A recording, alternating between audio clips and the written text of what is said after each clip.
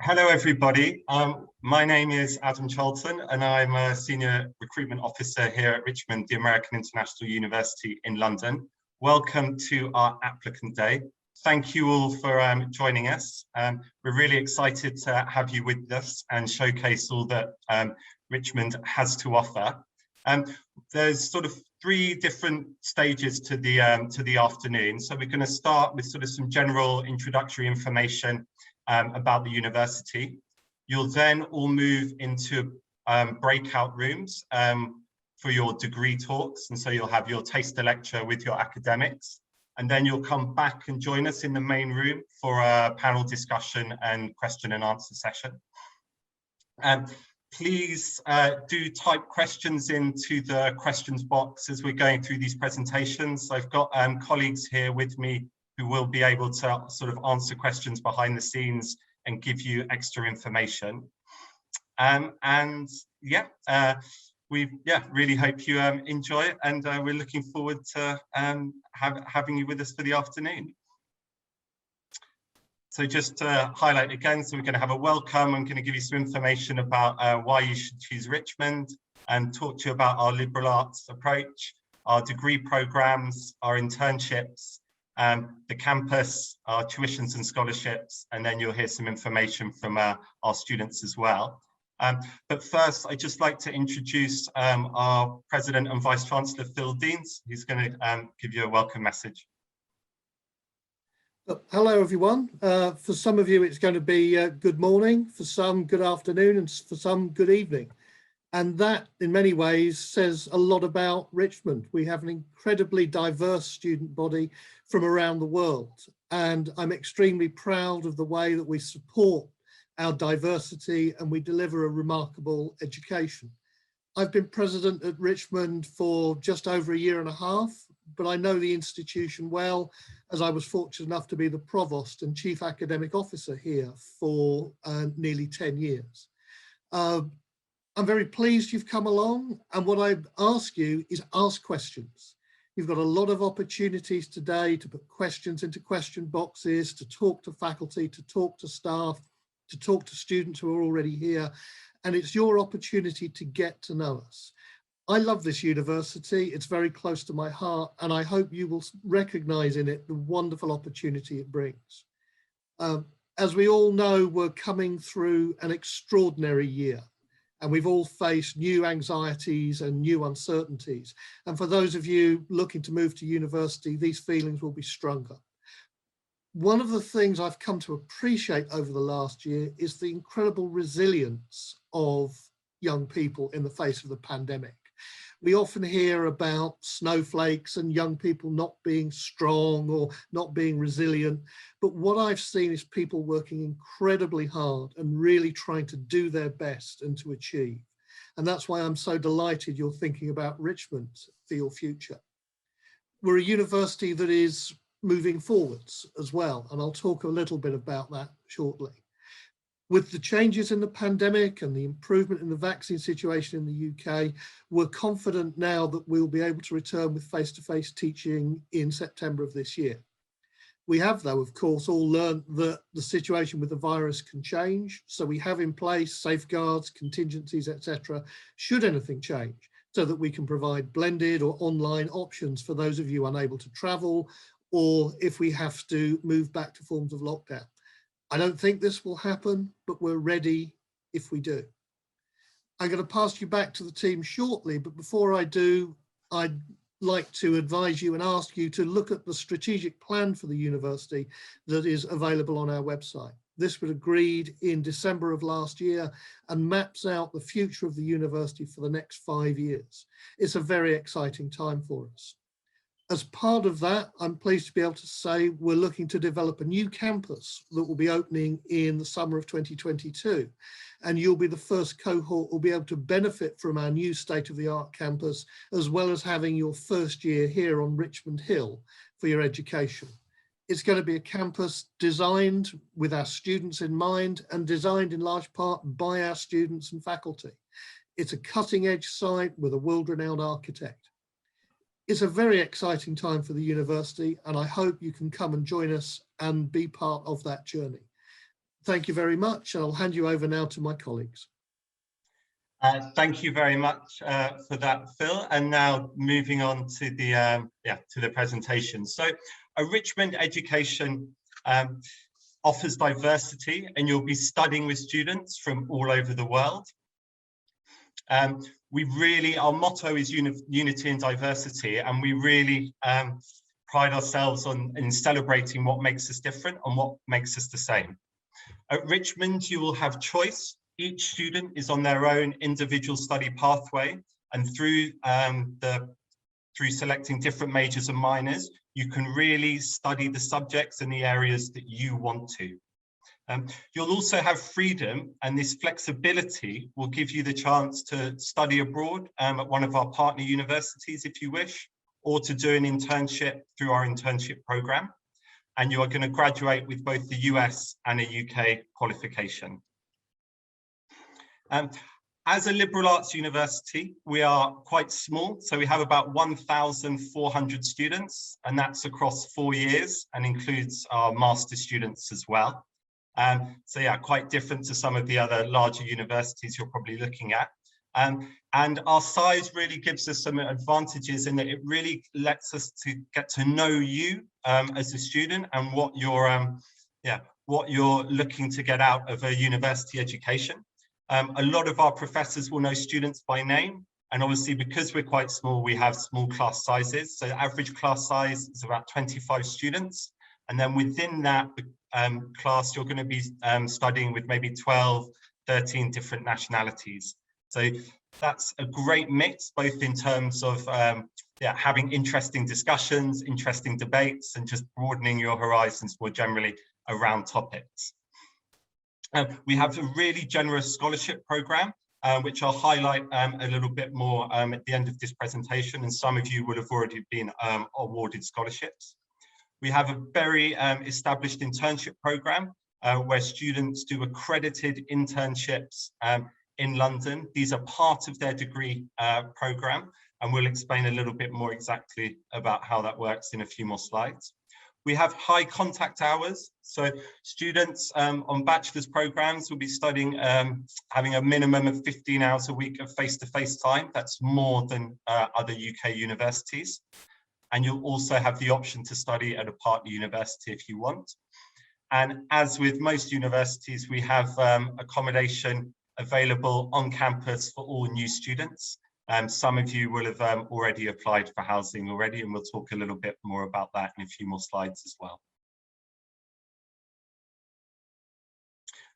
So what does this all mean to you? As a Richmond graduate, you're going to join our alumni network, which is 15,000 alums from over 140 countries. This is a great network and a resource for you to utilize and tap into, both as a student and also when you graduate.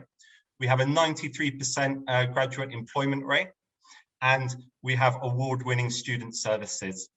And you are also going to have the UK and US degree. So our liberal arts approach is not rooted in politics. It's about a desire to broaden the mind, and you will develop important problem solving and critical thinking skills during your time at Richmond. Focusing on the ability to collaborate and adapt, which, as we've seen, is really important in this ever-changing world and when you're competing in the job market. We have a great video on employability with lots of sort of quotes from employers that we've worked with, so please do have a look at this. And we also have an important emphasis on social and civic responsibility. We are a part of our local community, and our students will do service learning and volunteering and work experience during their time with us. And to tell you a little bit more about this, I have with me one of our students, Shami, and she's going to tell you a little bit about her experiences, why she chose Richmond, and about the liberal arts. Thank you, Adam. Hi, everyone. I am Shami. I'm currently a sophomore at Richmond. I've just completed my sophomore year this May, and I'll be a rising, I guess that technically means I'm a rising junior. My major is finance and investment. And I'll tell you, just out of the list of things that you could probably see, two of the reasons why I chose Richmond that stood out to me. One of the first reasons that it really stood out to me out of all the other universities I was looking at was the opportunity to study an American degree in the UK. For me personally, I knew that I wanted to go for an American degree, the 4-year system, and the opportunity to be able to do that whilst on home soil, which is now the UK for me, was just something that I couldn't pass up. And another second reason also was also the sort of internship structure and the study abroad. I'll link that into sort of a two-way thing because they sort of interlink together, that Richmond offers because it's part of a career system. And I think in terms of doing that internships and studying abroad, whether you're going to Asia or you're going to North America, that sort of just stands out to employers when I'm looking for jobs, or sort of on my CV when I'm looking for internships, that either have done a semester abroad in China or I've done a semester abroad in Japan. And that I think also can give me a leg up over another student who may be going on the same internship, but they sort of maybe haven't done any study abroad.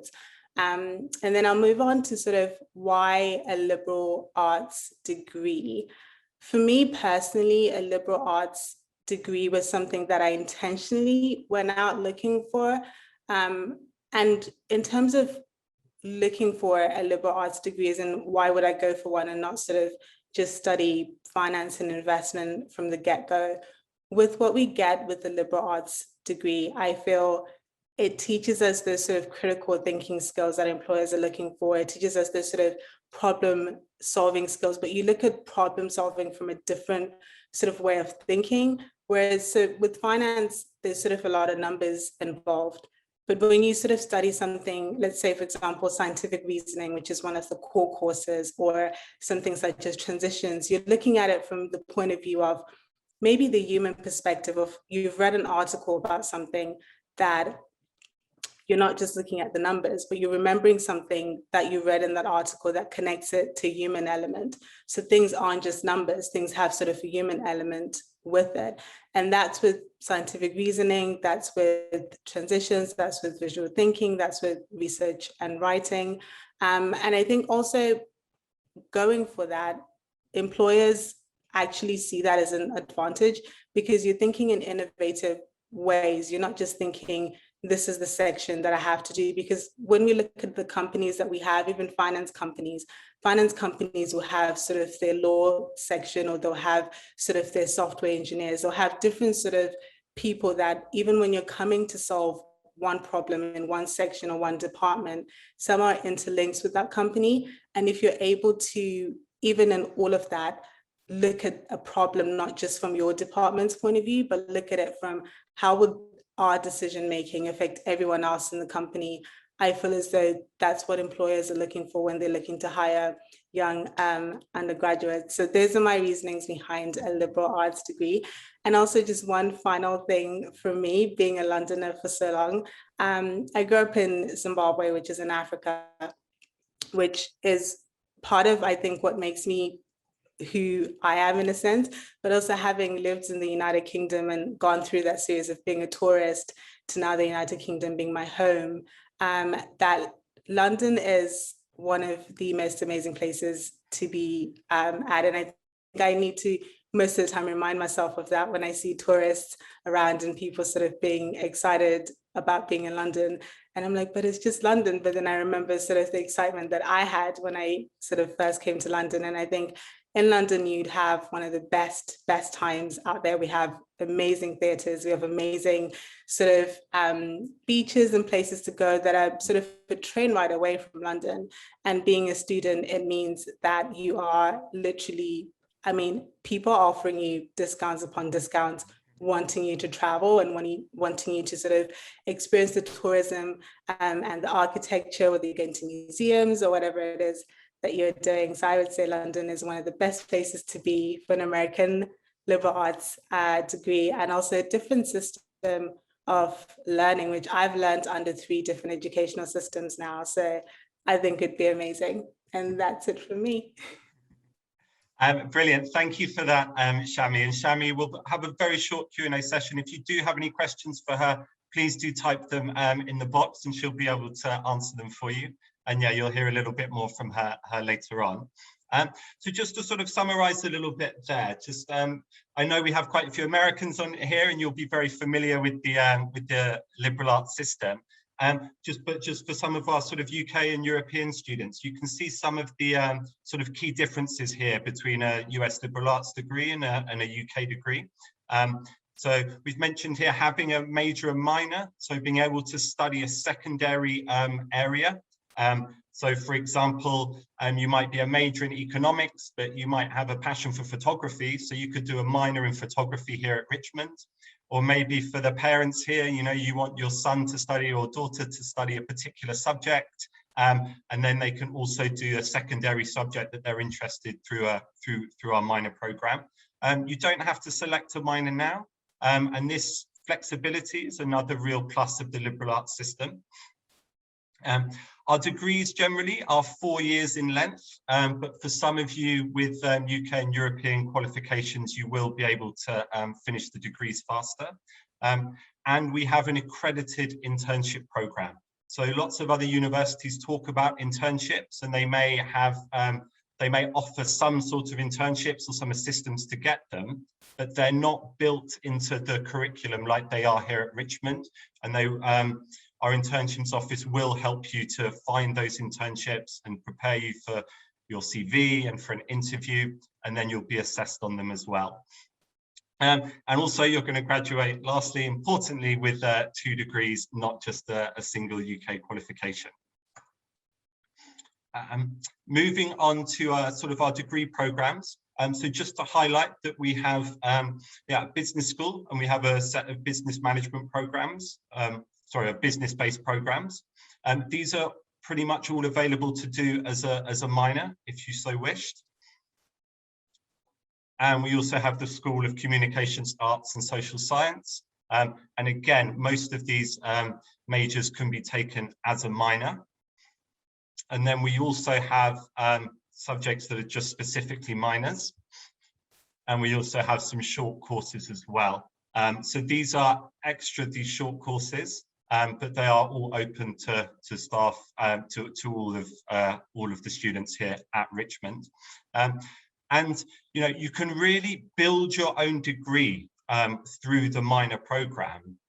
So if you're a business management major, you could do a minor in law, and that's really going to complement you and perhaps make you stand out a little bit from other business management graduates. We have the digital studies minor here. This is a relatively new minor, and I think this is sort of super important, whatever major you're taking. You know, the world is becoming more and more digitized. You're going to be learning key skills during this minor that are going to help you when you're graduating and looking for a job.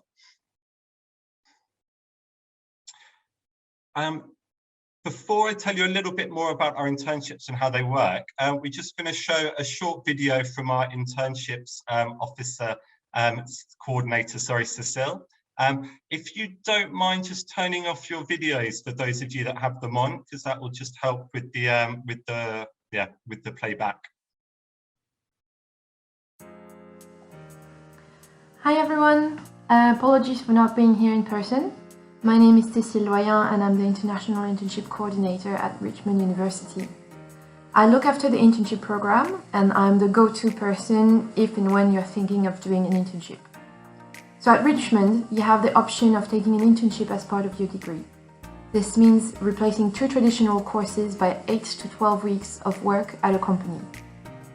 Students who are starting their 3rd year with us and who have a GPA of 2.75 or more qualify to take part in the program in the fall, the spring or the summer. So once I have received a full application package from you, we will start discussing your interests and your goals.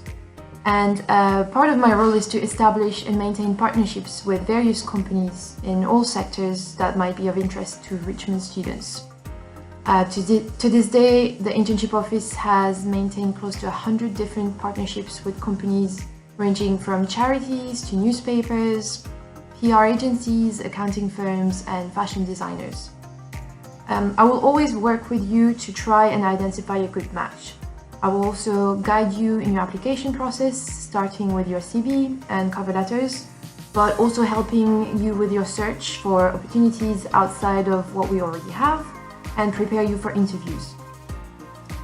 Once you have confirmed your internship at a company, you will be assigned a professor to supervise you throughout your placement, and the professor will also mark the different assignments that you will need to hand in. Those are weekly journals, a presentation, and a portfolio. The great majority of students taking part in this program receive a high grade on top of getting some valuable experience that will ultimately strengthen their CV. We have some incredibly successful stories with this program. Last fall, for example, we had an accounting student in her last semester who was looking for a first experience in accounting. That's generally a difficult field to get an internship in, especially during the pandemic. So we worked together on sending her CV to as many companies as possible. And a company called Panthera Accounting finally responded to her positively. She completed her internship with them over the fall, and the experience was such a success that she was offered a permanent position at this firm. So she currently still works there, and we're hoping to keep this contact for future accounting students. If you have any questions about the program, I believe that some of my colleagues who are present here today will be able to help, but you can always feel free to email me directly on my email address, which is loyenc@richmond.ac.uk. So I hope you have a great day, and I look forward to hearing from some of you. Bye.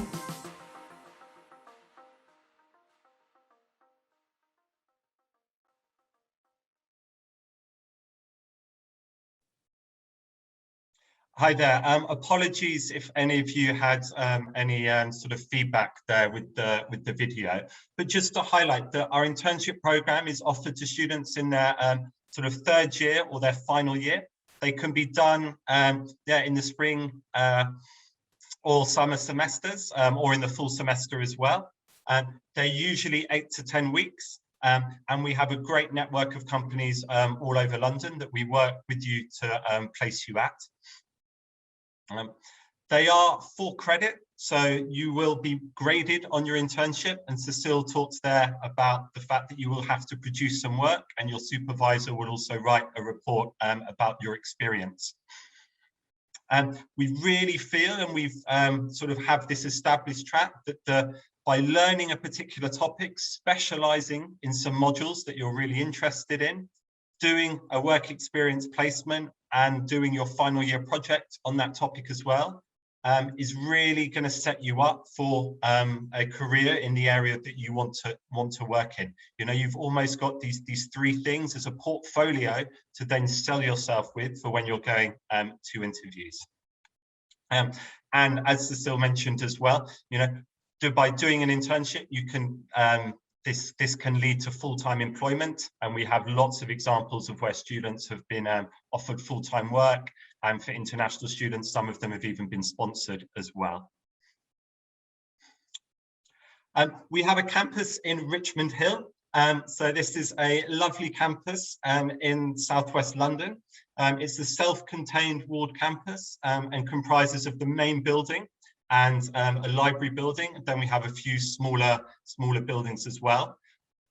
All of our students will usually be based in the main building, where we have most of the accommodation, particularly for first year students. These windows you can see here are actually the dormitory rooms that students will be sleeping in. I've got some sort of key details here. So most students will be in single rooms or twin rooms. And this is dormitory style accommodation. Sorry, just to highlight, so we have a campus in southwest London. This is a lovely green area of London, and we have this beautiful walled campus, which has a main building and a library. Students will be based in the accommodation in the main building.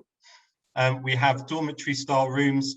Most rooms are single rooms or twin rooms, and you will usually be on a meal plan as well. So that's gives you breakfast, lunch and dinner Monday to Friday, and 3 meals over the weekend.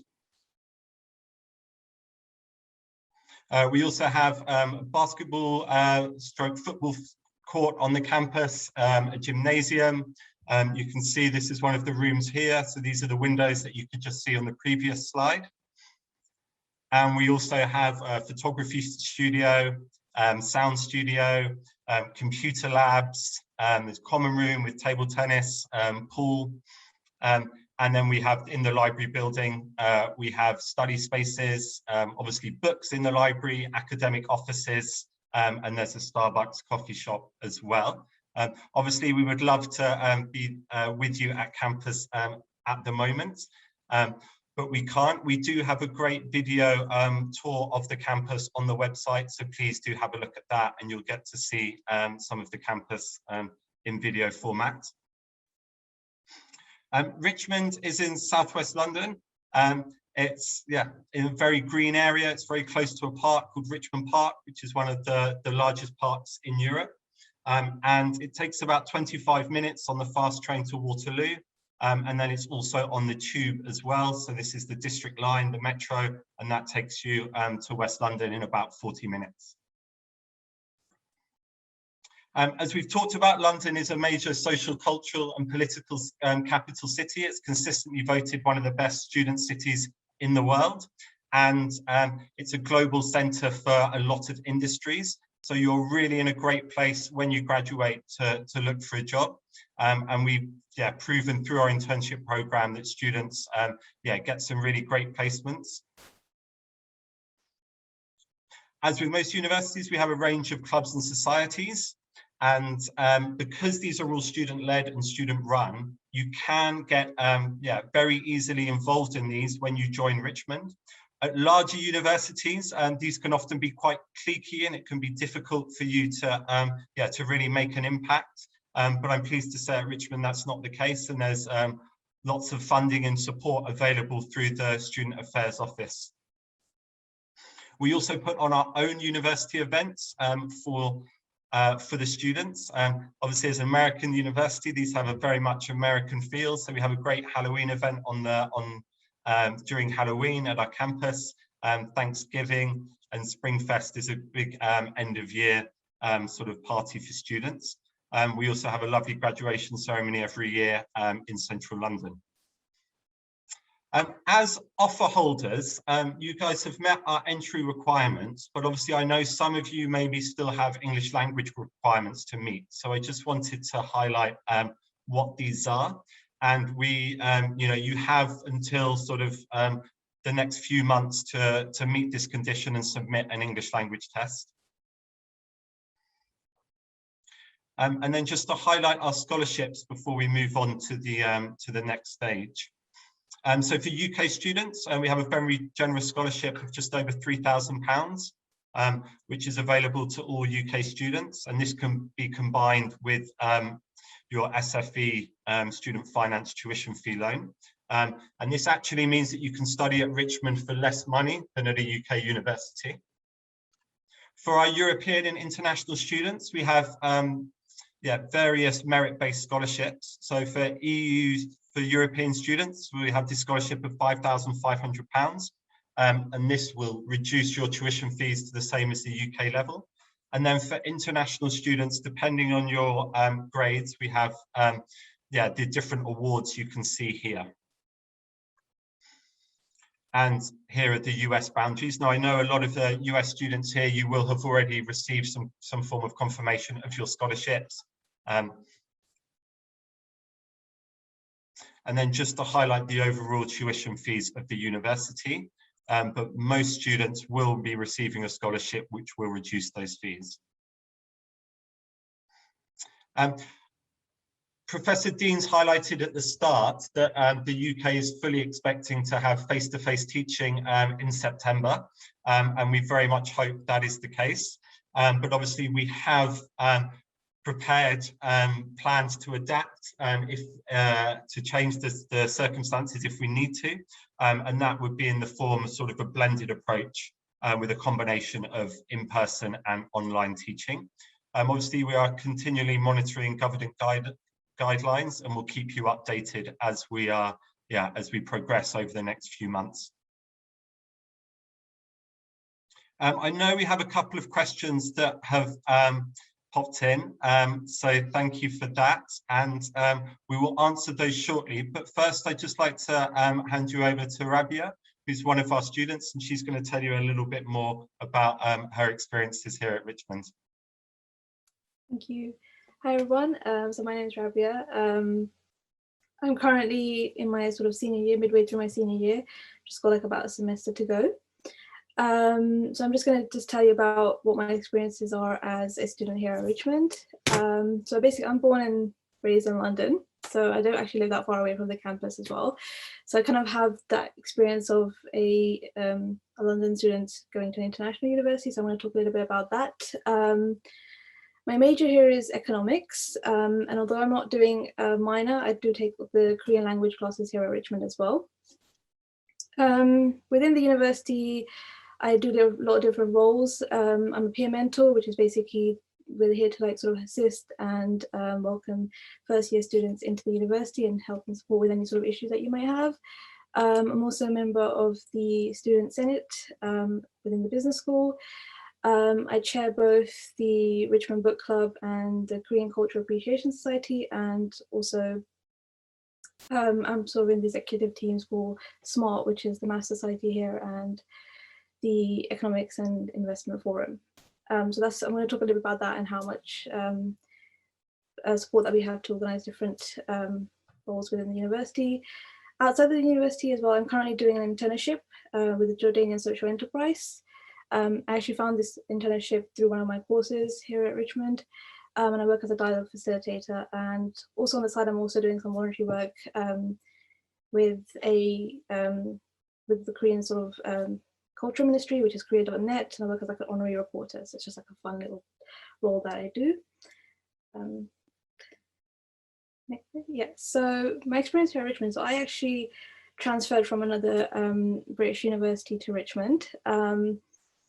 And this was like the first time I was experiencing such a like a liberal arts international sort of system. So for me, it was a bit like, it was really interesting to see like how much more flexibility there was in choosing your courses, and just how the modules were laid out and everything. Like it was really interesting to see. And I think even though it's like a small community, I think having that experience that I had from another university where it was like 300 people in a class, having this small tight community was a much more better option, I think. And you kind of have that flexibility of sort of choosing your modules, and you know, like you're not sort of, with most British universities, you're just kind of like, you're just given a timetable and you have to show up to classes, whereas with Richmond you kind of had the flexibility of sort of choosing your classes. And I think that was kind of good for me because I've been working alongside my studies, so I needed to make sure that my classes were not sort of clashing with my job, and I think that was an amazing part of choosing the degree.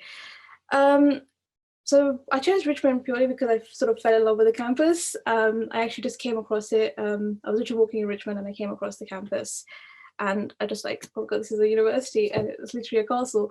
So I kind of just liked the whole vibe from it. I just it kind of worked out well because I went there and I asked them when the next open evening was, and it was like 2 days after I had been there, so it kind of just worked out nicely for me.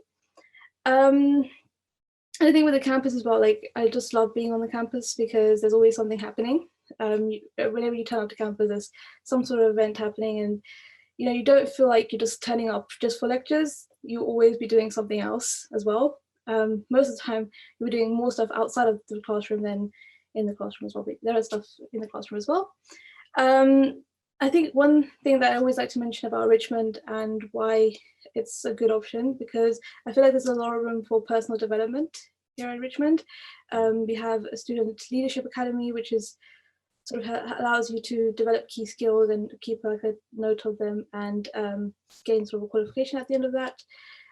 We have the Student Government Association, which is lots of different roles within that.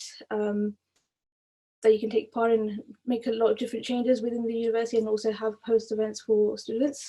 And there's a lot of other like sort of faculty-led events as well. I think in the fall semester coming up, there's like a post-pandemic conference thing happening. So that's a lot of stuff happening all the time.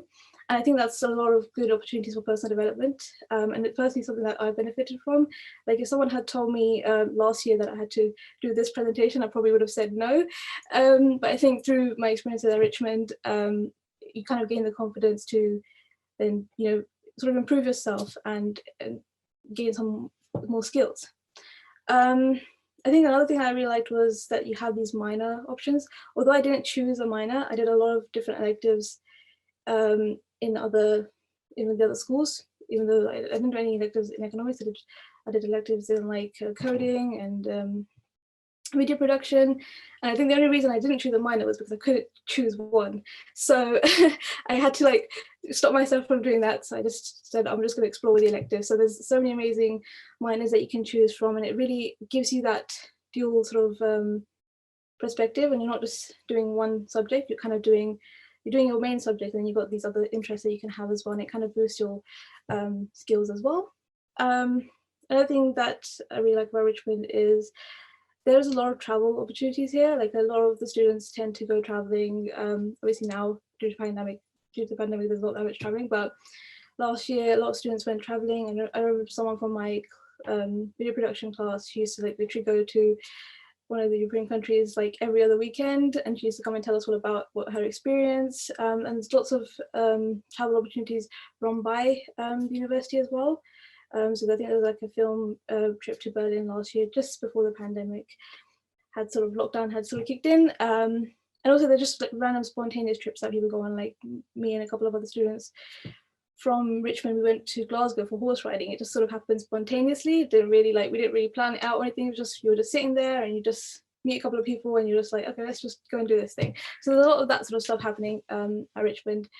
And everyone's really like social. There's a lot of social events happening within the university as well. There's lots of boat trips and shopping trips and movie nights. And I think whenever you come onto campus, there's something always happening. So you never like, you always get caught up in something. You always just come to, like, whenever I've come onto campus, there's some sort of event happening. You just sign up for it. You just next thing you know, you're like in Glasgow and you're doing something else.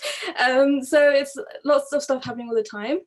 So that's a really good thing about Richmond. I'm just going to talk about some of the support that's available here at Richmond, which I personally benefit from and I think is really, really good.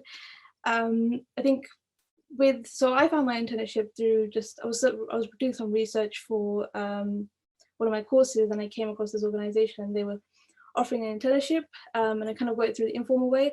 And the only reason I kind of worked through that informal way was because the career services here at Richmond really help you to understand how to go about networking with potential employers, and just always sort of how to market yourself, whether it be that on LinkedIn or whether in person as well. I think there was a lot of support this year about how to market yourself on LinkedIn. And I personally used to hate LinkedIn. I used to think it's like a Facebook 2012, but I think now I'm just sort of getting used to it, and it's really helping to navigate through that as well. Another thing I really liked about Richmond, especially this year as well, due to the whole pandemic and being super stressful for students this year, is there's a lot of support for our well-being. Like there's weekly sort of check-ins. There's a student psychology association that really are there to support you with your experience here at Richmond. And I think this is something really important for like international students who come into London. It can be really hard just having to come into a whole new country and not know what to do. And I think that there's a lot of support here to make sure you're feeling comfortable. And I'm a peer mentor here myself, and the role of peer mentor is just to make sure that all students are feeling, if there's any issues that's going on or any conflicts, just to help to support. And we're kind of like not like as scary as like staff members might be, but just sort of like other students who have been through the whole process. So, you know, you have people there who are supporting you, and even like senior students as well. Another thing, as I mentioned, I do the Korean classes here at Richmond. I think that's something that I really like, because I feel like it just gives you like another language, and languages are kind of like a really good skill to have. Yeah, and I think it's just, there's a lot of other small courses that you can do on the side which sort of improve whatever.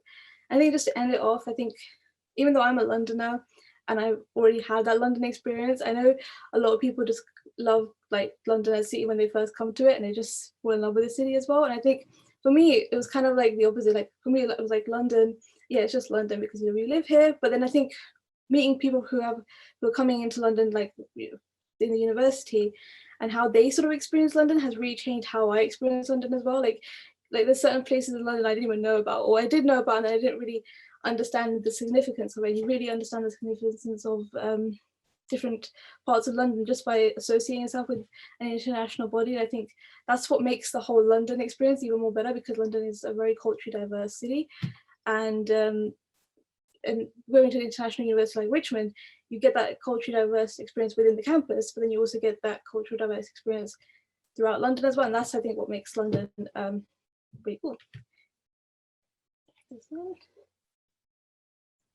Brilliant. Oh, thank you, Rabia. Yeah, just finish off, please. Yeah, so I'm just currently finishing off my degree. I have like a semester left to go. At the moment, I just don't want to leave Richmond. I'm sort of like, I didn't have like a long experience here at Richmond because I had transferred from another university, but yeah, I'm just sort of like thinking about just ending up I probably might end up doing a postgraduate degree over here because I just don't want to leave at the moment. But two things that I wanted to mention, which I feel like are relevant to mention here, because of my experience here at Richmond, I've met a lot of amazing people from all over the world, and my plan for like post sort of university is to definitely go and visit all these people that I've met in their own home countries, because I feel like that will make the culture exchange more authentic. And also it's something like I didn't think I would ever do. Like prior to Richmond, if anyone's here from London or the UK would know that we don't really have an international mindset. We have a very rich local mindset. I never wanted to travel outside of London. Anything I wanted to do was within London. So I think with Richmond, it's helped me to understand different perspective and different ways people, do stuff, and it kind of opened up my thought process and how I do stuff. And I think one thing that, so a couple of years ago, I had met a photographer from Netherlands who wanted to work on a cultural documentary, and I completely said no because it was outside of London. I was just like, nope, not doing it. And I also didn't have any like skills in, documentary and stuff like that. And I think through Richmond and having that option of these electives where you can choose courses outside of your major, and also this whole international sort of vibrant, it's kind of made me want to go back, and then something that I'm going to be doing post once I finish my degree and stuff like that. So that's it for me, if anyone has any questions. Rabia, thank you so much for that. And guys, if you do have any questions for her, please do type them into the chat box, and Rabia will be able to answer those for you. We're now going to move on to the next sort of portion of the afternoon. So that will be for you to go into your breakout rooms for the different degree talks. My colleague behind the scenes will sort of initiate that now. So you'll in a few seconds or so, you'll all start to break off into these breakout rooms.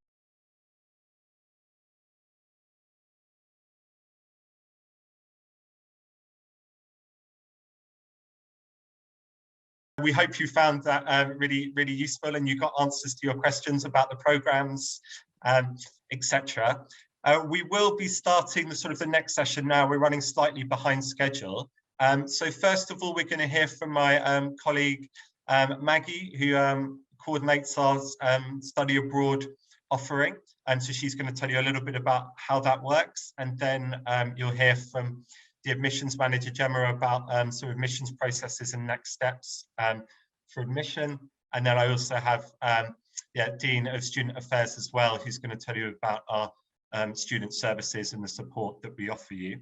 But I'm just going to share my screen now, and then Maggie, we'll be ready for you. Is Maggie here? Yes, you are. Sorry, you were just hidden. Yes, I'm also muted. I've unmuted myself, so we're all good. So just to confirm to everybody that we're going to have a couple of presentations, and then we'll have a Q&A session. So again, please do type any questions you have into the question box as we're going through these presentations. And yeah, over to you, Maggie. Thanks, Adam. Hi, everyone. My name's Maggie Burton, and I work for the International Programs Department at Richmond, and I'm here to talk to you about how you could incorporate a study abroad or exchange experience into your Richmond degree. Next slide, please, Adam. Thanks. So it's a really exciting time to be coming to Richmond because we're continuously forming new partnerships. We actually just signed another partner last night. So we're now up to 35 over 22 different countries, which is incredible. And so basically how partnership exchange works is you can study for one semester or for a full academic year at one of our 35 partners.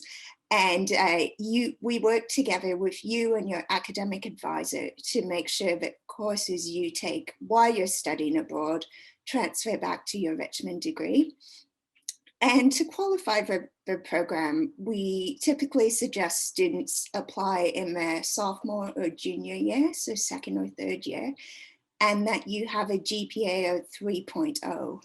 And what makes partnership exchange unique is you pay tuition to Richmond, so you don't have any additional international student fees. All you would be responsible for financially is your airfare and your accommodation, which depending on which country you're going to could be less or more, or about the same as London, probably not more. Next slide, please. So probably the most exciting slide, where could you go on partnership exchange? We have lots of partners in Europe, in France, in Spain. We're sending a student studying communications, advertising and PR to our partner in Greece for the full academic year in the fall. We have a partner in Iceland, in Germany and Switzerland. The US is one of our most popular destinations for students. We have a partner in Los Angeles. New York is one of our most popular. We had a student in art history and visual culture study there, I think 2 years ago. We have a partner in Boston. A student studying international business studied at our partner, the University of North Florida, about a year ago. And we have a student studying psychology at Iowa State University, and then one of our newest institutions, Southern University of Utah. If you're interested in Asia and the Middle East, we have a partner in China, Japan, South Korea, India, Thailand, and the UAE. For South America, we have Argentina, Ecuador, and Peru, Canada and Mexico, and we've had several students studying almost everything go to Australia, and a student studying international relations and environmental studies studied in New Zealand. Next slide, please. Thank you. So why go on study abroad? Not only does it broaden your horizons and really enhance your employability, but there's been surveys done of international employers that say that they really value the cross-cultural skills that graduates with a study abroad experience bring, and the ability that they have to work with different people from different backgrounds and different cultures. And it's something unique that makes you really stand out on your CV as well. I know I went through that very quickly. Are there any questions, or are we doing questions after all three presentations, Adam? Well, I think we'll do questions at the end, but there may be a couple in there already at the moment, but I don't see anything about study abroad. Okay, so perfect. Yeah. So guys, obviously we realise that lots of you, by coming to London, if you're not from the UK, you're going to be studying abroad naturally. And I think it's just quite nice for you to know that even if you didn't go and do a partnership exchange, that, you know, some of the things we talked about here obviously are going to apply to you. And just to highlight again, this is not something you need to sort of decide now or before you join the university. During the first year, Maggie and her colleagues will sort of advertise and have meetings and sessions on study abroad. So it's something you can look to do then. We're now going to move on. And I have my colleague here, Gemma, who's the head of the admissions, and she's just going to go through a couple of sort of key points around next steps for accepting your offer and some visa things. Great, thank you, Adam. Hello, everyone. Thanks again for joining us today. We really hope that you've enjoyed these sessions and you're going to get all your questions answered. So it's really an opportunity for you to ask lots of questions at the end, but we did think it would be helpful just to give you an overview of possibly your next steps, depending on where you are in the process. So many of you will have already accepted your offers, which is great. But if you haven't and you're not sure what your next steps are, so to accept your offer, if you've applied directly to us or through the Common App, then you would need to complete the offer acceptance form, which is on our website. You may have already received a link to it through one of our emails, but if not, we can pop the link in the chat for you so that you can complete that form. If you've applied through UCAS, then you do need to sign into UCAS Track to reply to your offers. It's really important that you check your personal UCAS deadline. Depending on when you apply and when you receive all of your responses, you'll have a different deadline. The first one is the 10th of June. So that may be your deadline, or you might have a later one, but the main thing is to reply to your offers, whether you're making a firm or insurance choice, by that deadline date, because if you don't, then unfortunately UCAS will decline all of your offers on your behalf, and we don't want that to happen. So that's a quick sort of overview of how to accept your offer. But what do you do once you've accepted your offer? What are your next steps? Well, if you're looking to live on campus with us, then you will have automatically received a link to our housing form. If you've not received that, then let us know and we can send that for you and make sure you get that link. And you'll apply for your campus accommodation. Many of you may have already applied for housing, which is great. And we are looking to start allocations, I believe, next week. So if you haven't heard anything back regarding your housing application, then please don't worry. We've not forgotten about you. We're just finalising the last few bits, and we will be issuing housing allocations over the next few weeks. If you're a US student and you're paying in US dollars, then after you've submitted your contract or made us your firm choice, you have an additional step of paying your $500 confirmation deposit. You should have received some instructions on how to do this, but again, if you're not sure, then please do let us know and we will send you some information on how to do that. It's also a really good time right now to be thinking about next steps, whether that's applying for your funding. So if you're a US student and looking to take out federal loans, if you haven't submitted your FAFSA already, then please do so as soon as possible. If you're a UK student or an EU student, possibly here in the UK with a settled status or pre-settled status, I know everyone's waiting to see exactly what the government is going to decide in terms of loans. But if you are eligible for a UK loan through SFE, I'd strongly urge you to start your SFE application now. Even if you haven't actually decided where you're going to go, you can still complete an SFE application. So I would, really recommend that you get that process underway, because the later it gets into the summer, the more applications come in and the processing times can lengthen a little bit. So those are really two really important things to do regarding funding. And then, of course, remember to send us your final transcript. So many of you will have conditional offers based on academic requirements, such as achieving certain grades or a certain GPA. You may also have an English language test condition. So whatever your conditions are, please remember to send us those documents and your final transcripts as soon as you can, so that we can keep moving you along through the process. Okay.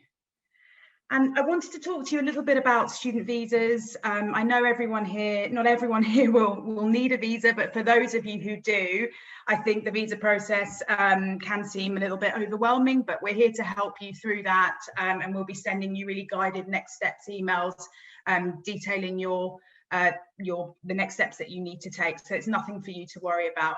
Most international students will need a visa. Of course, if you're a UK or an Irish national, you don't. And if you're an EU, EEA or Swiss national and you started living in the UK before the end of the transition period, then most likely you will have already applied for settlement. And if you have settled or pre-settled status under the EU settlement scheme, then you do not need a visa to study in the UK. If you haven't applied for settlement, please do so as quickly as possible. You do have until the end of June this year, it's the end of next month, which has come around really quickly, to apply for apply to the EU settlement scheme. So make sure you do that if you haven't done so already. But everyone else who falls outside of those categories will need a visa unless you have a separate immigration permission that allows you to study in the UK. And then when can you apply for your visa? So you will need a document called a confirmation of acceptance for studies, known as a CAS. It's a digital reference number that you need to apply for your student visa. And here at Richmond, we will issue your CAS when your offer is unconditional. So again, that's why it's really important to send in your documents as soon as they're available so that we can start the CAS process and visa process with you as early as possible. Once you've paid 40% of your tuition fees and we've checked your financial evidence for the remainder of tuition and your living costs, and once you've submitted a TB test if applicable, and once you've completed the CAS request form. So when your offer is unconditional and you've submitted your contract and paid any deposits that you need to pay, such as the confirmation deposit, we will instruct our finance team to issue you an invoice so you know what your fees are. If you've been awarded a scholarship, that will be deducted from your tuition fees. So then you'll know exactly what payment you need to make in order to move forward with the visa application process.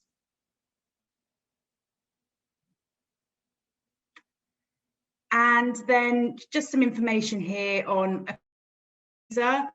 So you complete your application online via the Home Office website. So you've paid your tuition deposit, we've checked all of your documents, you're good to go, and we've issued your CAS. The next thing you do is pop onto the Home Office website and complete an online application. It probably is quite obvious, but you do need to apply for and receive your visa before traveling to the UK. You can apply no more than 6 months before the start of your course. So we're actually now within the window for issuing CASs. So if there are some students who have unconditional offers, we're going to get started on that process with you very shortly. So nothing for you to worry about. And then you pay the visa application fee and the immigration health surcharge, and then you book a biometrics appointment. For EU, EEA nationals, you do have the option of using an immigration ID check app, which means that you don't actually have to book a biometrics appointment because your biometric information can be verified via your passport. And you submit your documents. And then some students will be required to attend a visa interview, which is perfectly normal. It's where the Home Office will be asking some questions about why you want to study in the UK and questions about your course. So some students will be invited to an interview, but not all. And then once your visa is issued, what happens next? Well, EEA nationals who use the ID check app don't actually receive a vignette in their passport or a BRP card. You get an online digital status and you can share a code that enables us as your sponsor to verify that you've received the right visa and that all of the details and the conditions of your visa are correct. All other nationals will get a vignette, a sticker in their passport, and it's a 90-day vignette, and that's what you'll use to travel to the UK, and you have to enter within the window, that 90-day window. And once you've arrived in the UK, that's when you collect your BRP card, which shows the full length of your visa. All right, so hopefully that was quite a quick summary of your next steps, but like Adam said, we just wanted to give you an overview, and then obviously if you have specific questions, please do pop them in the chat or unmute yourself and ask us those questions at the end of the presentation. Thank you. Gemma, there's just one quick thing. Oh, yeah, of course. Just the EU settlement scheme is finished, isn't it? So if you didn't apply already, then you're... No, you can still apply, but if you can still apply until the end of June. So it's still open until the end of June, but you need to have been in the UK by the end of December.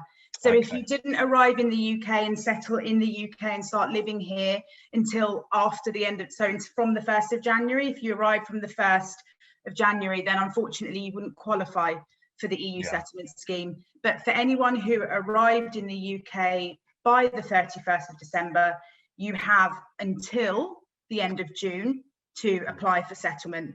So like I said, if you haven't, do it, because it's a free scheme and you can stay in the UK and you'll be awarded pre-settled status, which can then become settled status. So I absolutely recommend you do that if you haven't already done so. Cool. Thank you for confirming that. There was one key sort of question about that. No problem. So yeah, I know we've got sort of lots of questions coming in, and I know that people are answering them and they're sort of getting covered as we go through. Thanks for that, Gemma. I'm going to stop sharing, and then I'm going to hand over to Alison Colstarts, who's our Dean of Student Services, and she's going to give you some more information about that. Hi, everybody. I'm just going to pull up a presentation. I've tried to answer a few questions there as we go along, but if you have more, definitely put them in the chat and we'll get to them. I'm going to tell you a little bit about student support at Richmond, and I think one of the areas where we really do well for our students is in supporting all sorts of different students from different backgrounds, from different countries, with different interests. So I'll tell you a little bit about what we do.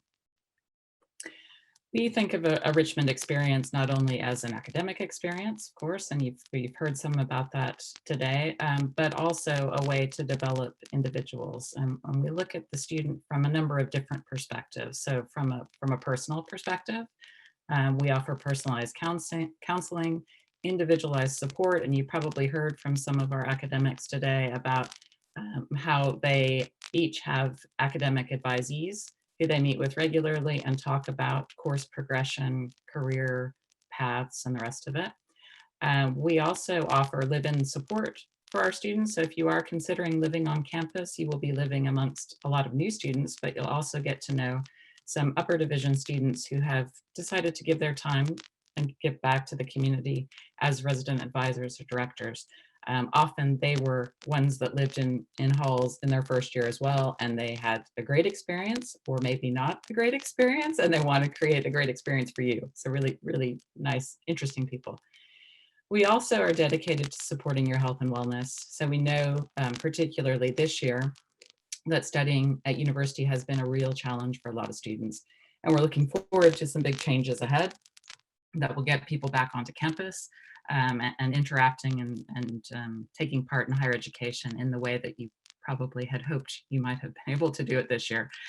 But even so, we've managed to support our students from afar, from every continent in the world, through a really difficult time. And we're very proud of that, and still have a very cohesive community. We do like to be social, so we host a new student orientation at the start of each term, in which you will start to meet other new students, which you're doing today. You'll also learn about our clubs and societies, our social activities, our internships, our work experience, volunteering around London, and all of the trips and activities that we're putting together. We are being, or having to comply with COVID regulations, so although we aren't able to host as many big events yet, we're still looking at ways that we can bring people together in some smaller events and trips throughout the UK. Jenna mentioned financial advice. I won't spend too long on that. I know there were some questions in the chat, and I'm nervous about answering those because I'm not sure I know the answers, so I'll leave those to Gemma and the rest of the team. But we do support students with SFE funding and with Department of Education funding. We also have some really generous scholarships and bursaries. So if you are concerned about meeting the costs of higher education and coming to Richmond, there's a lot out there for you. So please have a look at that.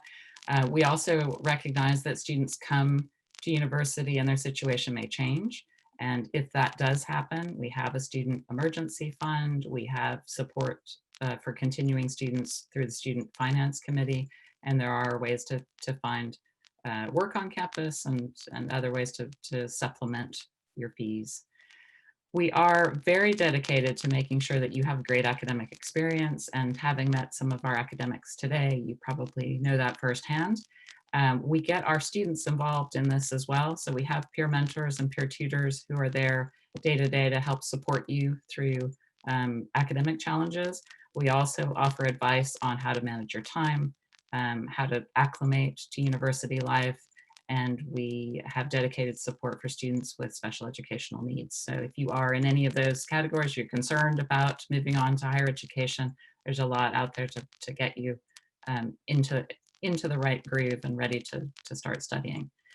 Careers is a really important area for us, and we start talking about careers from the moment you walk through the door. I'm going to talk to you about it today, so even before you walk through the door.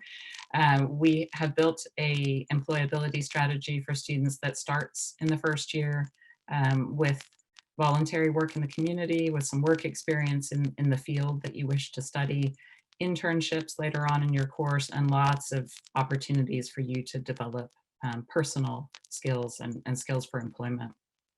We do have a Richmond Leadership Academy, and this is really an umbrella organization where all of our students can get or take all of the work that they've done through their years at Richmond and put it in a single program.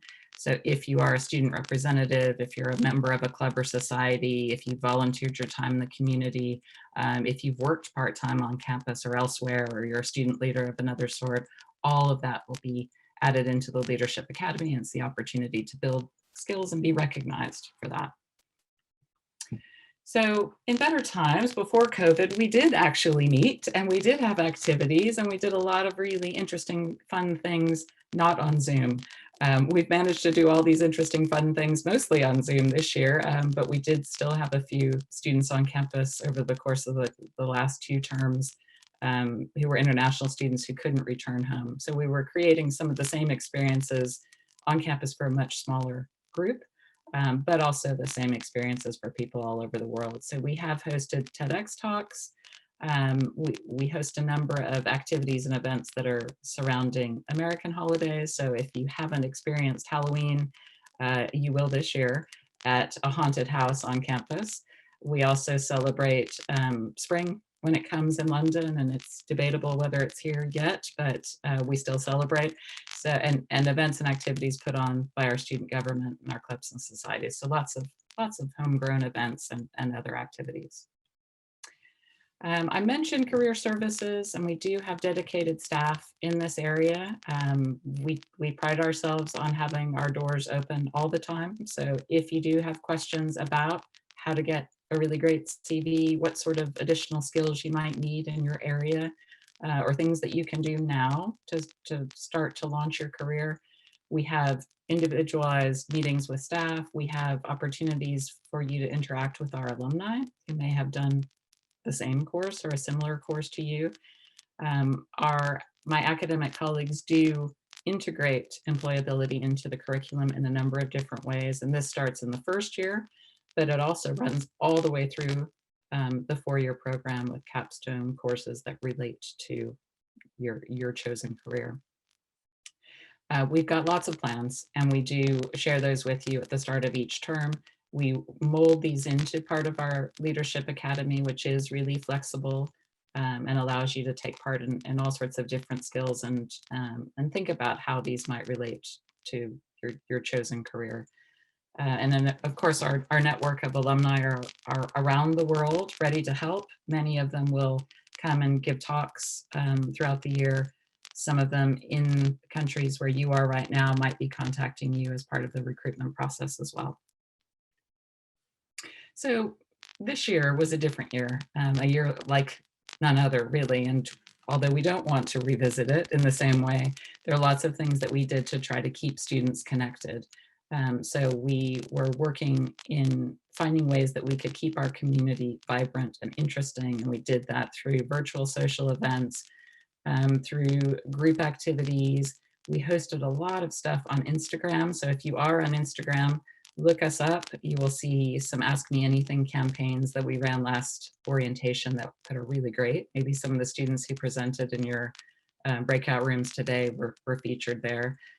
We also managed to find ways to host social activities online. one of our key strengths, I think, is trying to create a community where people feel included and a part of something. And this year we took that to our academic courses, and we created WhatsApp groups for every single course at Richmond, where students could interact with one another, ask questions, give updates, organize group projects, complain about their workload, whatever it might be, through those groups. We hosted study halls to help people get on track and feel less isolated, feedback sessions, peer tutoring, lots of careers events. We especially focused on health and well-being because many of our students were feeling isolated and alone. Even though they might have been living with family, it wasn't the sort of university experience they were hoping for. So we were putting on activities regularly to try and get people out of their bedrooms and into our Zoom rooms, talking about what's happening in our campus community. We communicate a lot, and some of my colleagues in student affairs say that we like to over communicate just to make sure everybody is on the right page. So you will start getting lots of email messages and lots of media updates from us, and it's to make sure that everybody knows what's going on and that they are welcome to everything. So do follow us on social media and see what we're up to. And with that in mind, there's all of our information, and I'll hand it back over to Adam.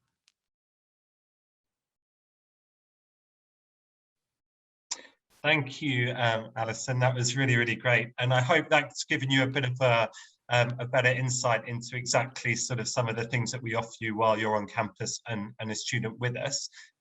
We've had lots of questions come in during the last sort of 20 minutes or so. And yeah, I've answered a few, and my colleagues have answered a few as well. If you do want to unmute yourself and ask something, please feel free to do so.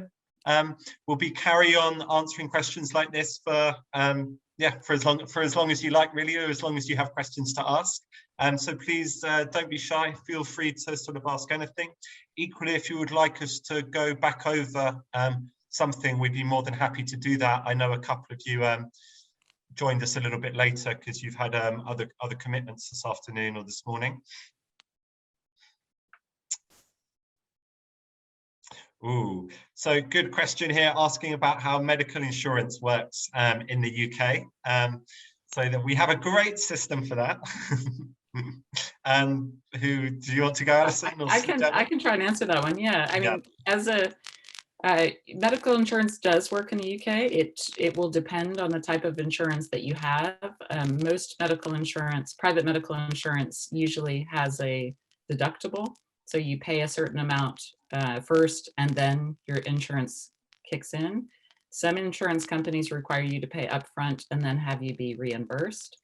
But I have to say, as an American and somebody who's very used to medical insurance, since I moved to the UK 20 years ago, I do have private medical insurance, but I have never used it.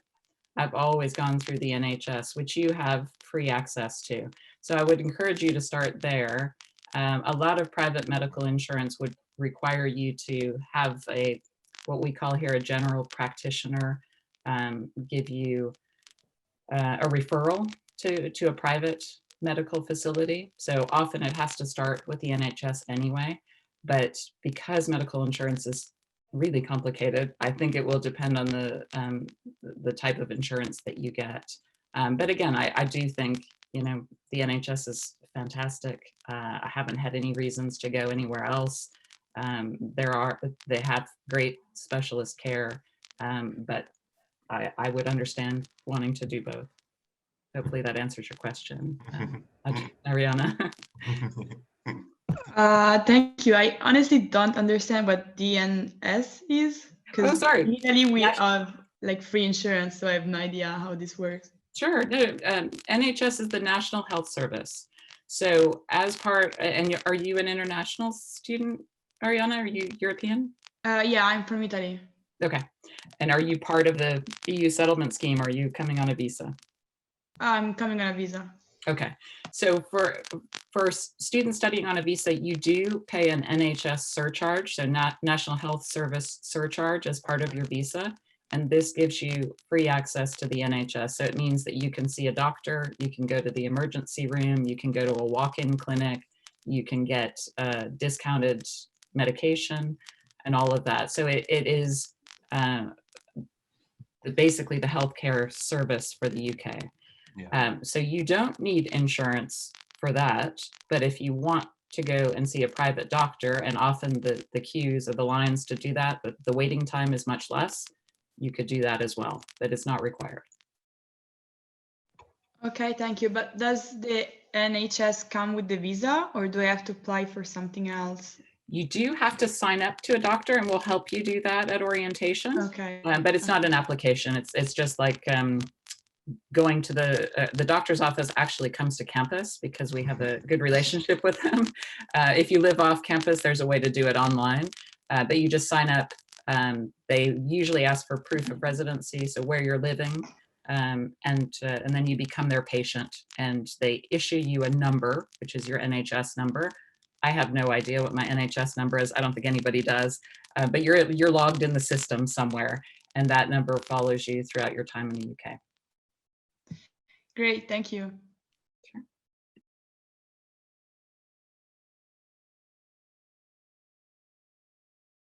So a couple of people ask if we will if they can watch this presentation later. So we will. It's going to take us a few days just to sort of download and do a bit of editing. But yeah, we will be able to send you a link of this yeah, next week. What else do we have? There was a question, Alison, asking about orientation and sort of start dates. Sure. Yeah. Yeah, so, and I think this is Maya, we are starting classes on the 13th of September. That's our first day of classes. We will host an orientation the week before that, but because we have so many international students coming in to study with us, which is great, we are hosting a quarantine period for those who are coming from either amber zones. Now red zones are areas where you have to quarantine externally. So if you are coming from the US, for example, you will have to come into the UK and quarantine for 10 days. So we've decided to do our orientation remotely, partly remotely, partly in person, to ensure that anybody in quarantine can also participate. And that will be the week before, which I think is the 6th of September, if I'm right? Yeah, Monday the 6th, yeah. And we'll run through the weekend. So our quarantining people will arrive the 1st or 2nd of September to go into quarantine. Orientation will start on the 6th. Once the 10 days are up for our quarantinees, which will be about the 10th or 11th, then we'll host some activities in person on campus as well. So there'll be a combination of some remote sessions, much like this, and then some in-person sessions to get you used to living in Richmond. Sorry, can we quarantine into our rooms, or do we have to like take a room at a hotel and then come in campus? If you're coming from an amber zone, I can put this, this is all new guidance. There are green zones, there are amber zones, and there are red zones. So green zones are areas where you don't have to quarantine at all. Sadly, there are very few of those. Amber are areas where you have to quarantine when you get here, but you can do that on campus. And red zones are where you have to quarantine in a government-run facility. So if you are living on campus with us and you're coming from an amber zone, yes, you can quarantine with us. We do expect you guys to arrive the 1st or 2nd of September so that we can all quarantine together and end our quarantine together and then start classes. Hopefully that makes sense. If I'm arriving from the US, when do you think is a good time for me to arrive? The 1st or 2nd of September. Okay. I have a question. We're coming from the US as well. We're submitting the housing application. Do we need to let them know about the quarantine to make sure that's available? And anybody living on campus with us, we will check where you're arriving from, and that is available to you. And we are assuming that anybody coming in from an amber zone would be quarantining with us. Sometimes we've got students who prefer to quarantine off campus. Maybe they have family or friends that live in the UK.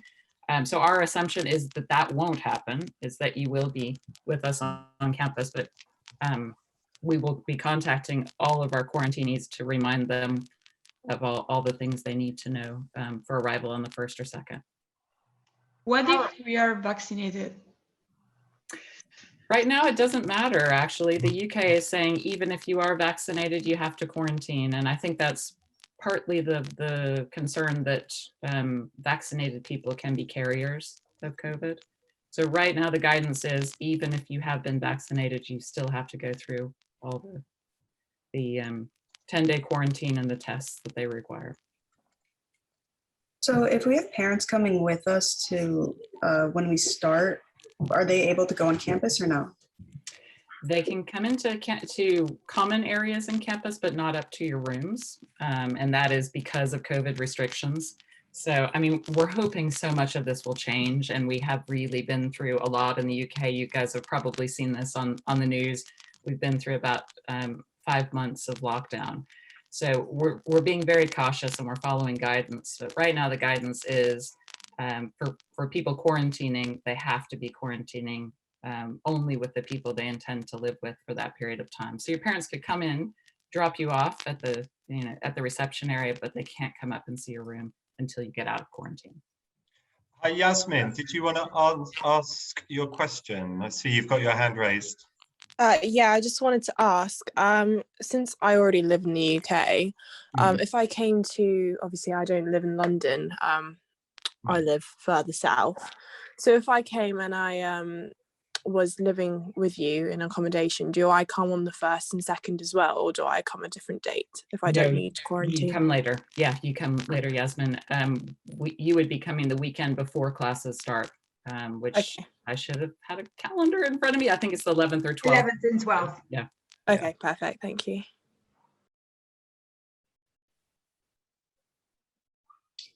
So this is a parent asking a question. Sorry.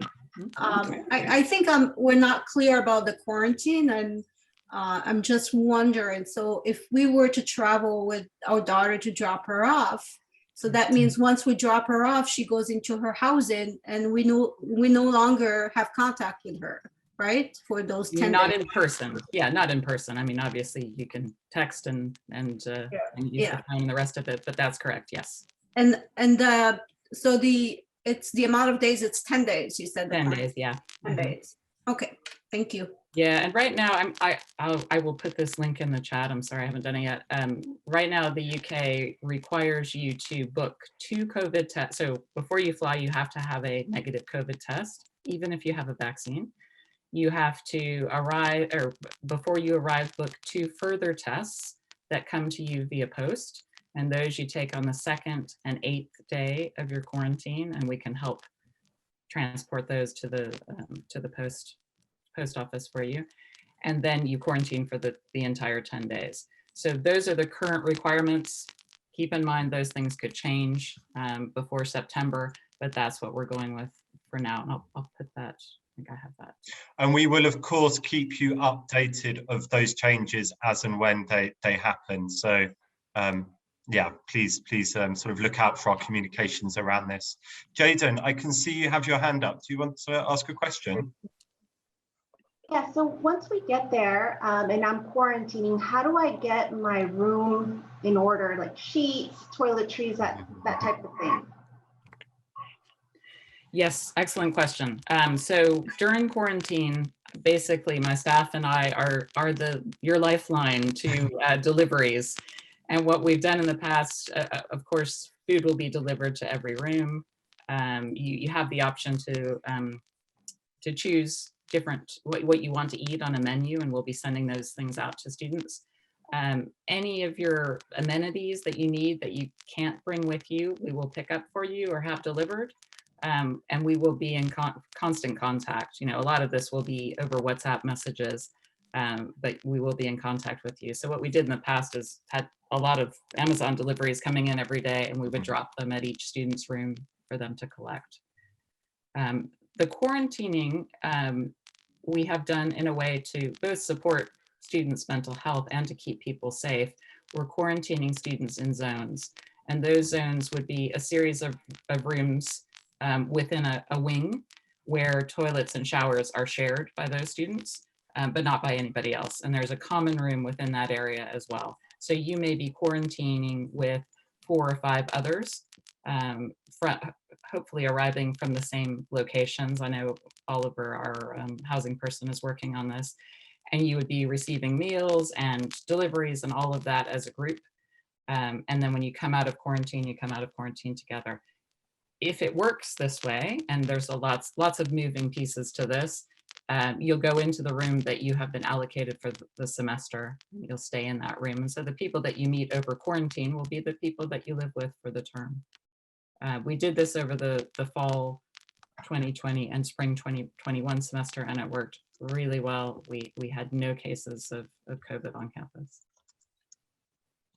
So I've seen that should help to answer a couple of questions that's come in, for example, from Nancy, and I think from a couple of other people. But Gina, I can see you've got your hand raised. Do you want to ask a question? And then we'll move on to Sophia, Anastasia, and Maya. Yeah, thank you. I actually have 2 very different questions. The first one saying, as we're talking about COVID, is it likely that we will be continuing, or that we will be doing the lateral flow tests, the twice weekly tests? Is there any sort of plan in place for those? Yes, we will be doing those. We will be a collect station for those. So I don't know how many people know about these, but the UK has started to produce take-home tests, where basically you do your own COVID test. It takes about 30 minutes to see the result, and then you put your result onto the National Health Service web portal so that you can report whether your test was positive or negative. Obviously, if it was positive, we need to know, because we need to support you through a further quarantine and alert others living around you. But yes, we are starting that this summer. So we'll be in full swing by September, assuming that continues in the same way. Okay, thank you.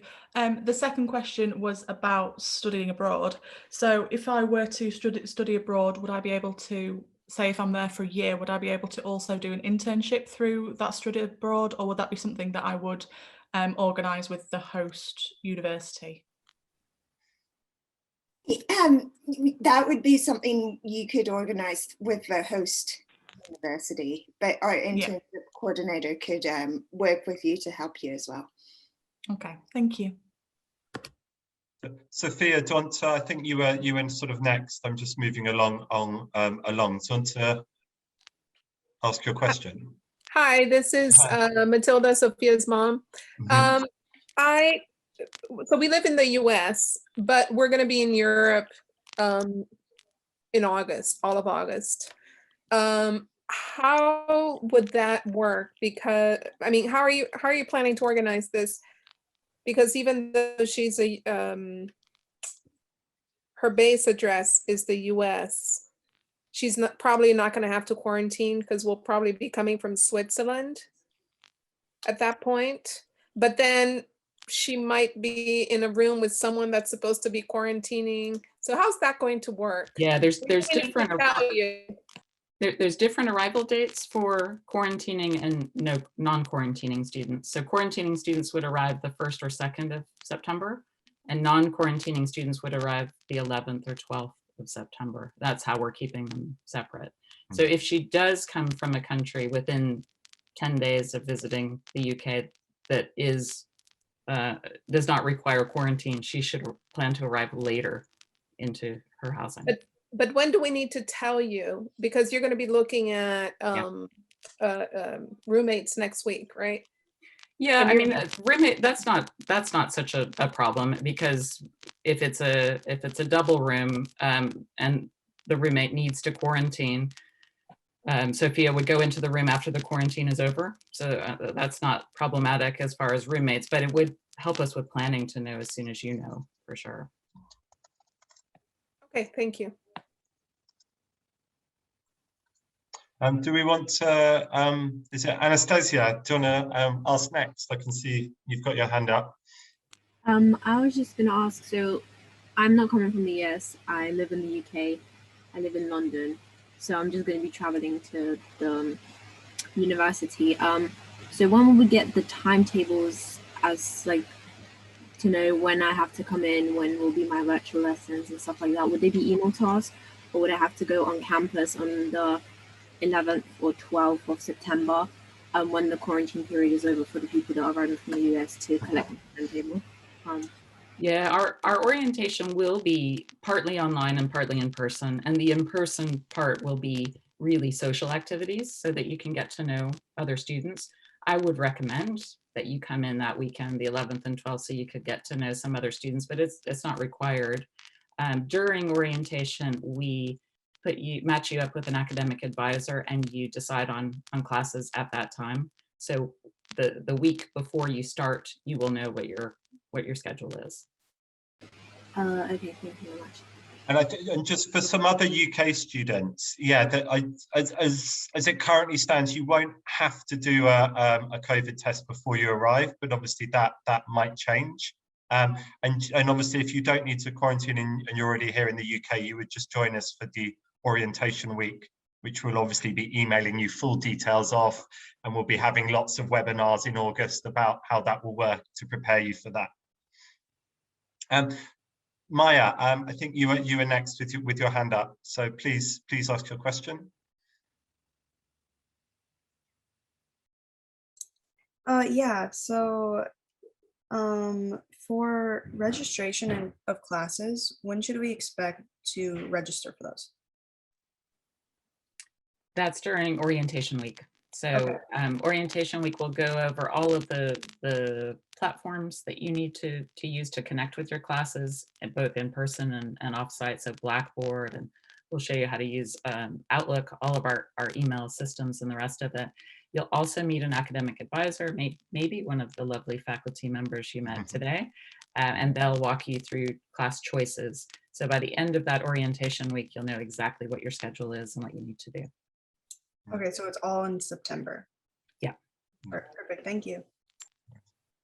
Hi, Dominica, I think you were next with your hand up.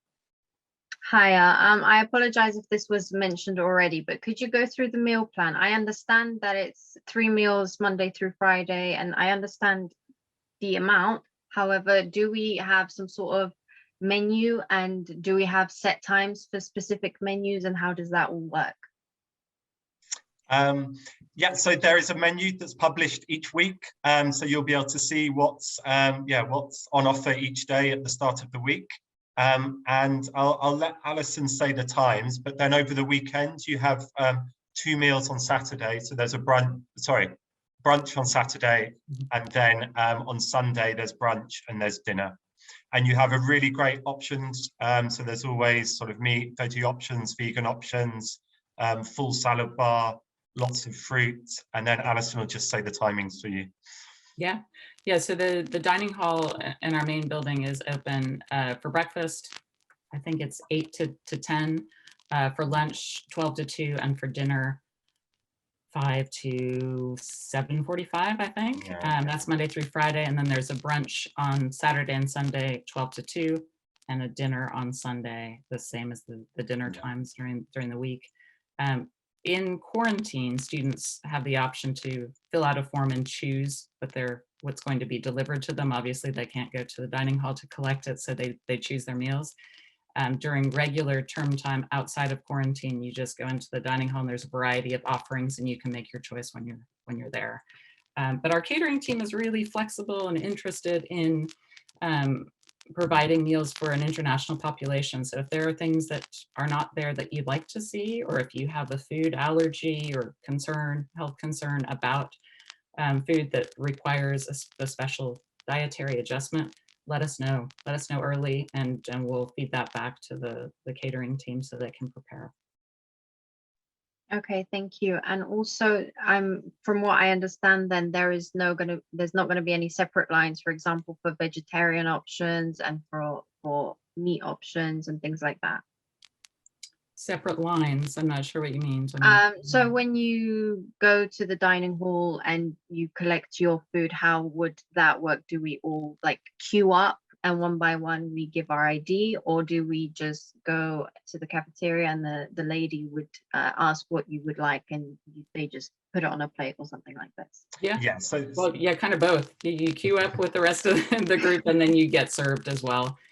There are some self-serve bits, although those have been limited currently because of COVID and food safety. So if we go back to pre-COVID times, there would be a salad bar where you could actually build your own salad. But there's always a vegetarian option, there's always a vegan option, and meat options as well. Okay, thank you so much. No worries. Christina, do you want to ask your question?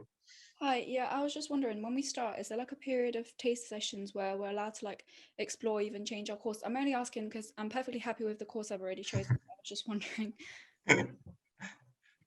Gemma, do you want to? Yeah, of course. So even though you've chosen a specific major right now, you don't actually officially declare your major until your second year. So there's absolutely time to change majors if you want to. And then once you've registered for classes, so your 5 classes that you'll be taking for the semester, the first week of classes is known as add drop week, which means that if you want to change any of those classes, drop one and change to a different class, you can do that during that first week. And then by the Fridays, it's the deadline of the first week of classes. So if you want to swap over some classes, then you have that sort of week period to go to some classes, see how you find them, and if you want to swap some out, you can. And then after that point, those will be your classes for the remainder of the semester. But in terms of your major overall, remember that, you know, part of the liberal arts ethos is about breadth of study. So you'll be doing lots of general education classes and introductory classes to your major. So if you're having second thoughts about your major, possibly, there's no urgency to make final decisions. Well, certainly not your first week, certainly not your first semester. So yeah, I think you don't need to worry about that at all. So hopefully that's answers your question. Yeah, thank you. Thank you. You're welcome. Hi, Yasmin. Yeah, do you want to go next, please? Oh, hi. Yeah, this is about internships. So Okay. obviously you were talking about internships earlier, but they were only in the UK. I wanted to know if I did the study abroad thing, could I do my internship while I'm studying abroad in that supposed country? I can try and answer that one. We do have international internships, and a lot of those are sourced by our own students. So it might be in their home country or potentially in a study abroad location.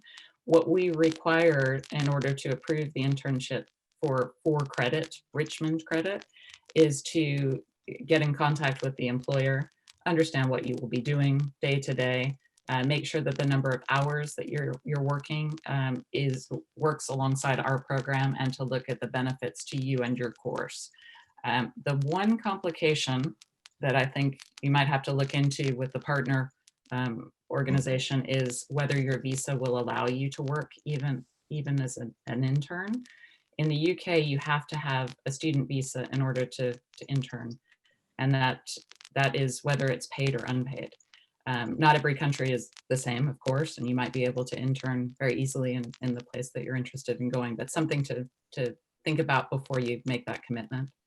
Our internship coordinator, Cecile, is great. She's super proactive. So if there's a place that you want to go and a place you know you want to study, she can contact the partnership and see what opportunities there are and how those might match up with our program. Yeah, I would completely agree with that, and just say it depends a little bit on where you're going and what's on offer at that partner university, but I would say that it's possible. Yeah. Okay, perfect. Thank you. No worries. Sophia, do you want to, I think you're next in line. Do you want to ask your question, please?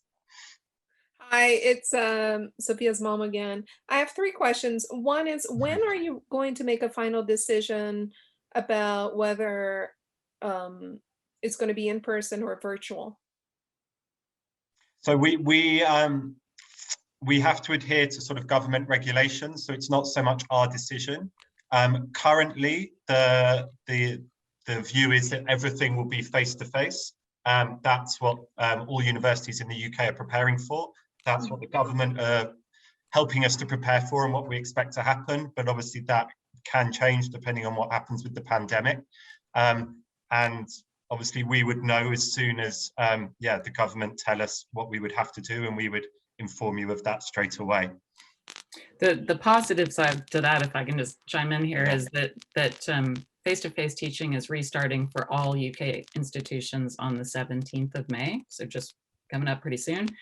And I think if that goes well, there's reason to believe that things will be fine for September. So everybody's got fingers and toes and everything crossed. Hopefully you do too, that everything goes well and we'll be back to normal by September.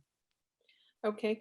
My second question, which is probably linked to the third, is can the students have like a small fridge, or what do they have in their room so that they can keep milk or something, you know, if they're used to drinking milk at night or whatever? Yeah, they can have fridges in their rooms. That's not a problem. They can have kettles if they want to make a cup of tea. What we have done this year, because of COVID and the need to isolate people and keep them in zones, is we have taken out a bedroom in each corridor and made it a common area, a common space for that zone. So we have fridges and a few cooking devices in each of those common areas. So I think as long as you're happy to share that space with other students living in your area, you don't really need a refrigerator, but you can definitely get one if you like. One word of caution, everything is smaller in the UK. So pack light, definitely bring a raincoat, but pack light because there's not a lot of space in your room. Yeah, so that was my other question. So you mentioned Amazon delivery. We're limited, of course, we're not going to be bringing, she's not going to be taking all, you know, shampoo, all of that to the UK because of luggage. How soon can we have packages delivered like Amazon so that once she gets there, she can, she has that right away? Yeah, over the summer is fine. I mean, I would do it, try to do it within a couple of weeks before arrival, but anything that comes in for individual students who have been assigned rooms will just deliver straight to the room. So it's there when they arrive. Oh, wonderful. Thank you.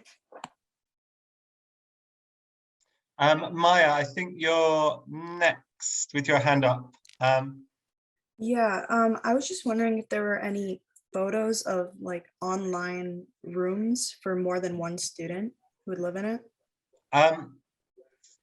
If you have in the chat, I'll redo the link. We have a video of the campus, which I really recommend you watch, and you'll see a couple of the rooms there. And I'll just post that again in the into the chat. So it's a link to a microsite which has lots of really great information that you should check out about the university. But if you scroll down to the bottom, you'll see that there's a campus tour video. So yeah, please watch that. And then yeah, if you've then got more questions off the back of that, if you sort of email us, we'll be able to assist you with that. Okay, thank you. No worries. Gina, I can see you still got your hand up. I'm not sure if that's from before or if you got a new question that you wanted to ask. It was from before, but I do have an actual different question. Cool. Go ahead. I know you mentioned that we get our timetable for our classes. Do we get a timetable for any assessments or exams at the same time? Those would be in your syllabus. So every course will have a syllabus to it. And once you're registered on the course, you get access to Blackboard, which is our virtual learning environment. And all of your course materials are posted on there. So the first thing I tell students to do before they start classes is log on to Blackboard, pull out the course syllabus for each of your classes, look at the assessment criteria, mark those down in your calendar so you know when your midterm exam is, when your papers are, when your final exam is, so that you're ready to start on day one. Thank you. As for the difference between sort of a UK semester, so our terms or semesters are 15 weeks, whereas in the UK they're normally 10. And then you have what they call midterms, which is a phrase you might have heard from TV shows and stuff. So generally halfway through the semester, so after 7-8 weeks, you're going to have a midterm assessment, and then at the end of the semester, there would be another round of assessments. And Maya, I think you might still have a question. I'm not sure if that's from before. Oh no, it's the same one. Sorry. Yeah, cool. And just around timetables, just more generally. So classes are generally scheduled Monday to Friday between the hours of 9 AM and 5 PM. Occasionally there are some later classes, so a class might start at 4 PM and finish at 6. but as a general rule, all your classes are pretty much going to be Monday to Friday, 9 to 5. So everyone, I think that's sort of it. Thank you all again so much for being with us.